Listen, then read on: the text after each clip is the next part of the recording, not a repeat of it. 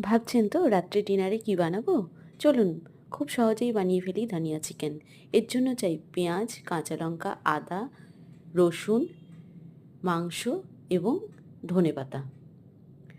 এখানে আমি মাংসটাকে নুন আর ভিনিগার দিয়ে ম্যারিনেট করে রেখেছি।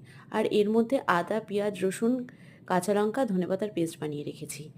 প্রথমে তেল গরম করে তার মধ্যে গোটা জিরে, তেজপাতা, গোটা গরম মশলা ফোড়ন দিয়ে বানিয়ে রাখা পেস্টটিকে ঢেলে দিলাম। তারপর চিকেনটা ঢেলে দিলাম। এরপর 1 চামচ জিরের গুঁড়ো, 1 চামচ ধনের গুঁড়ো দিয়ে ভালোভাবে নেড়ে চেড়ে মিনিট 20 স্টিমে রেখে দিলাম। কিছুক্ষণ পর দেখবেন রঙটা চেঞ্জ হয়ে গেছে। নামানোর আগে স্বাদ মতন চিনি দিয়ে নামিয়ে ফেলুন। ব্যাস তৈরি হয়ে যাবে আপনাদের ধনিয়া চিকেন। এটি রুটি বা পরোটার সাথে খুব ভালো লাগবে।